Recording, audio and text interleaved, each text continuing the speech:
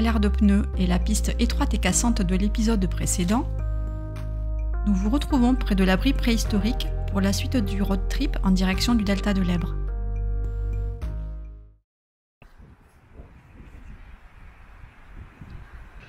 Voilà, départ du petit site des peintures rupestres là, et on va s'engager maintenant dans la direction le delta de l'Èbre.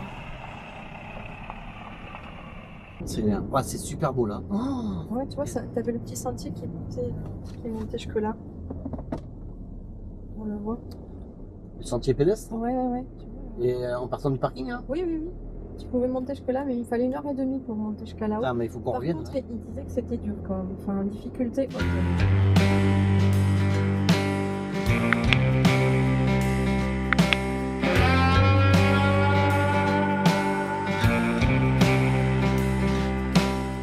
Avec des ornières.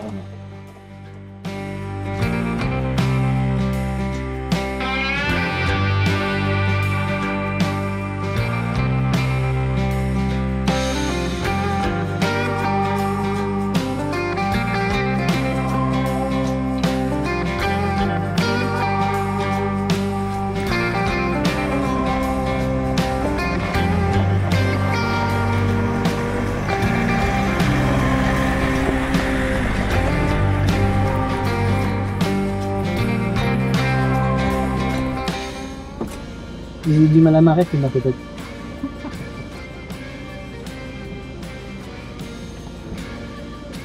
Allez.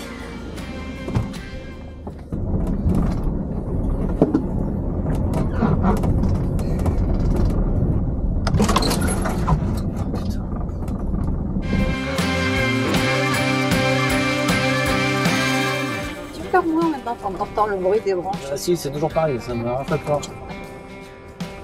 Après, je me dis que là, je vais poulicher comme un malade quand je vais rentrer. Ah ouais.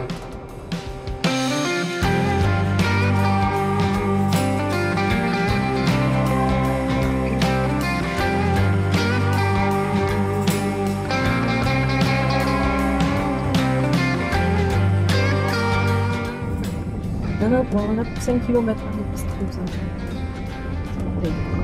5 bornes. Ouais. Piste bitumée comme ça. Ouais.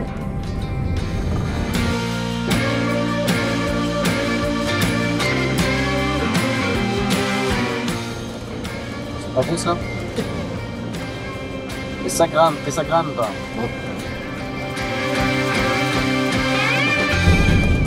Écoute, ça va être réglé hein.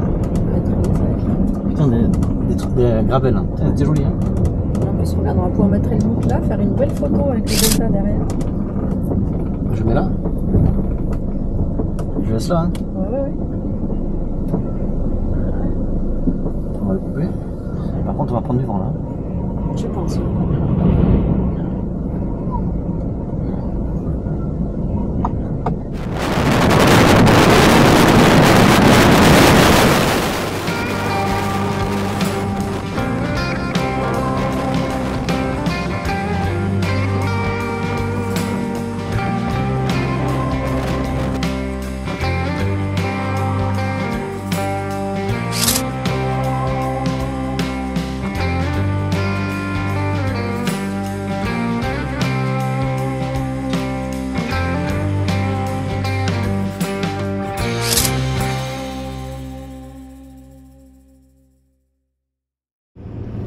Alors nous avons surplombé Ouais, le delta de l'Èbre. le delta de l'Èbre avec un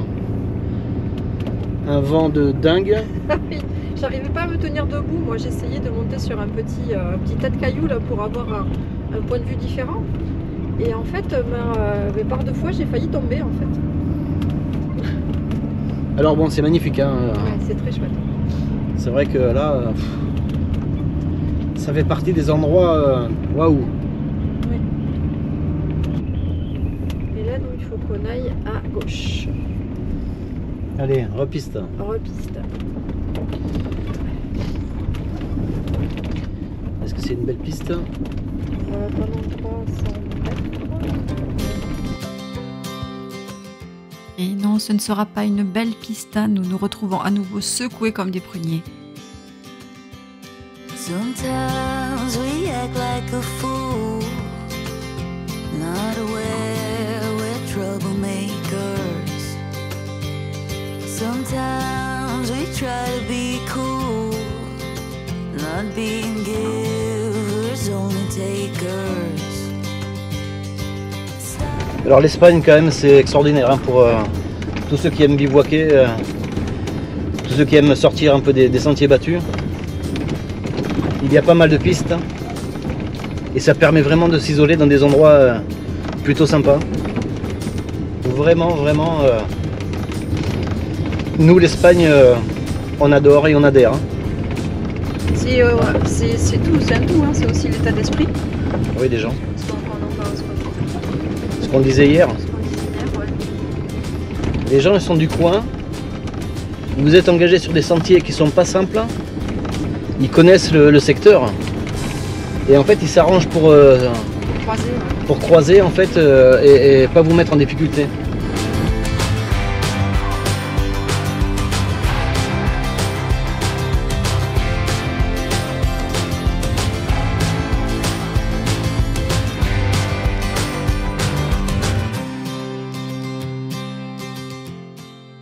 Petit à petit, les vues se dégagent. Nous retrouvons les pistes cimentées et nous finissons par rejoindre la civilisation.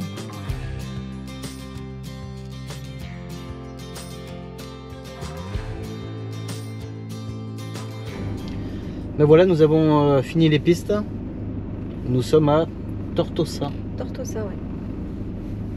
Et on va rejoindre la fameuse plage des eucalyptus, oui. C'est ça? Oui. Ouais. Oui.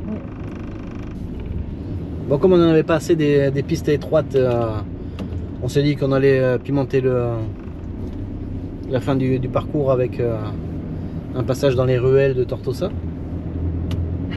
Bon, rien de fabuleux, hein, la ville là, hein, c'est pas fou quand même, hein, n'est-ce pas? Tout à fait, Thierry. Sommes-nous d'accord? Hein? Tu vois que ça arrive.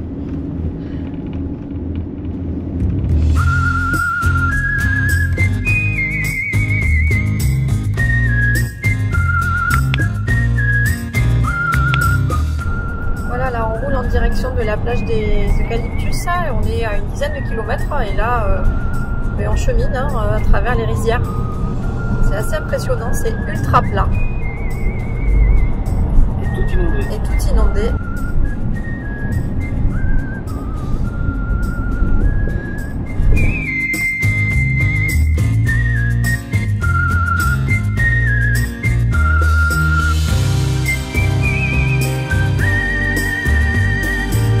Ça va?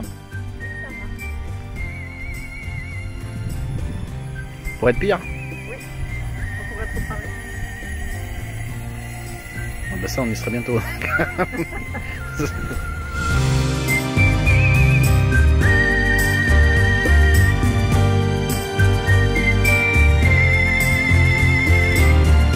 Porte de ton côté ouverte.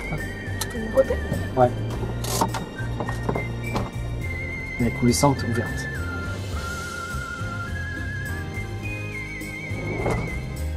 Allez, go! Oui.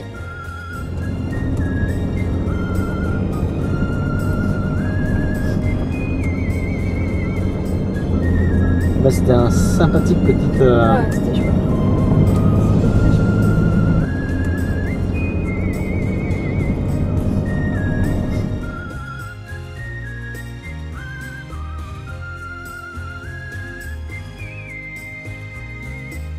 Le delta de l'Èbre est une vaste zone humide de plus de 32 000 hectares.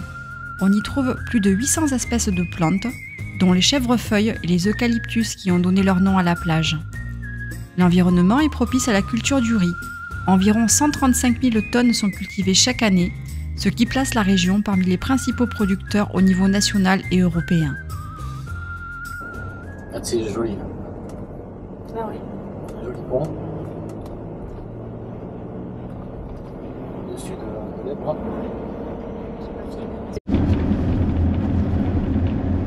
Et en fait, on a trouvé donc pour ce soir Donc un bivouac chez l'habitant en fait. Ouais, hein, chez l'agriculteur en fait. C'est un producteur d'olives, je crois. Un producteur d'olives, oui.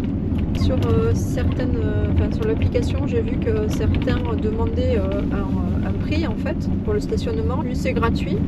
Donc nous, on a décidé d'acheter une bonne bouteille d'huile d'olive parce que de toute façon, j'en avais plus à la maison. Même pas qu'une, deux ou trois, oui, je pense. Hein, parce que d'ailleurs, je pense qu'il doit y avoir plusieurs types de. Voilà, on verra comment on va faire. Et je pense que c'est normal. Ouais, c'est un peu le principe du France Passion, on va dire, pour ceux qui connaissent. On est allé retirer quelques espèces dans le village de Lampolia. C'est très très joli, c'est une petite... Bon, après, on était dans le port, hein, donc c'était quand même la partie sympa du village. Hein. Même la Guardia Civile était super sympa. Oui, oui. Parce que tu t'es garé au mauvais endroit là. Et puis ils nous ont expliqué Nathalie est venue à ma rescousse parce que je ne palpe pas deux mots d'espagnol. Aparca allí.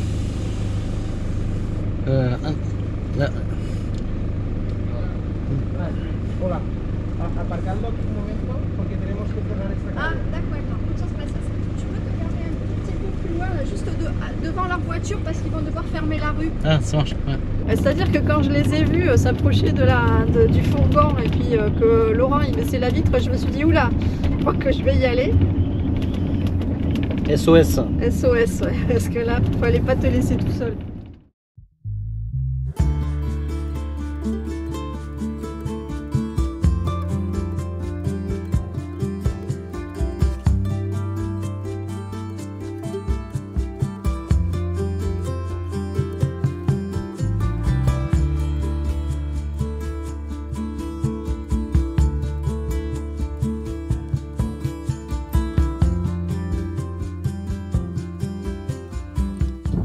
Bienvenue. Ah, merci, c'est chouette. Il y a un peu de vent. Hein. Oui. Il va y avoir du vent ce soir, ça va souffler un peu. Hein. Vous avez un bon véhicule. Hein. Ouais, c'est sympa. J'aime bien. Bonjour Greg, enchanté.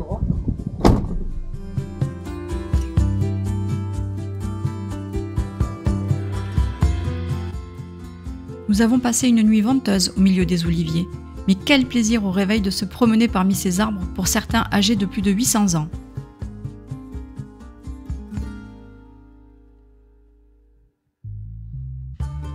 Sur plus de 10 hectares, Greg, le propriétaire, un Français expatrié, produit une petite quantité de bouteilles d'huile d'olive dans le respect de la nature. Il vous accueille chaleureusement et partage avec vous sa passion des oliviers. Écoutez-le vous raconter son parcours pour le moins atypique. Une belle escale et une belle rencontre. À bientôt Greg, nous repasserons.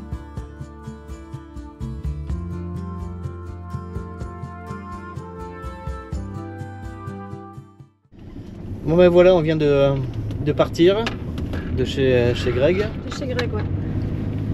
On a passé une nuit agitée parce qu'il y avait beaucoup de vent, dans l'oliveraie. C'est vraiment, hyper beau. Les oliviers sont superbes. Centenaire. 800 ans certains, hein, donc... Ouais. On s'est régalé, c'était... Et puis Greg, un passionné. Ouais, un passionné qui sait transmettre aussi sa passion. Enfin, on a appris plein de choses. Donc on vous le recommande. On vous mettra les coordonnées dans la description de la vidéo. Alors je sais pas parce que... Ouais, je sais pas. Ouais, je sais pas parce que nous on aimerait bien on va garder cet endroit peut-être pour nous. De toute façon, il est sur Park Fortnite aussi, donc vous pouvez le trouver sans nous. Mais voilà, on vous le recommande chaudement.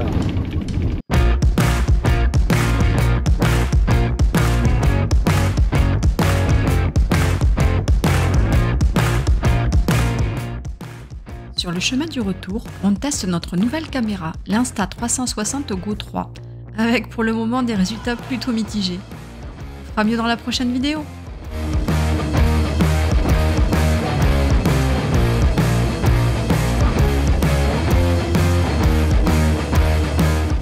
Sur le chemin du retour, lors de notre passage en Andorre, la météo nous réserve une dernière surprise. Alors, cette première conduite sur la neige. C'est pas la première, hein. Une fois on avait testé avec la remorque, on avait glissé légèrement, mais c'était verglacé. On avait dû faire demi-tour, ouais, je me souviens, c'était un grand moment. Mais là en fait, bon, ça tombe tout frais, je pense que c'est pas verglacé. Ouais. Là, quand j'accélère, ça patine pas. Bon, là, c'est plutôt tranquille. Hein.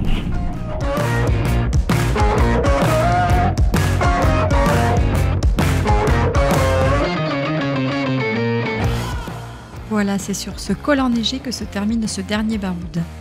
Si vous avez aimé cette vidéo, n'hésitez pas à nous le dire dans les commentaires. À bientôt!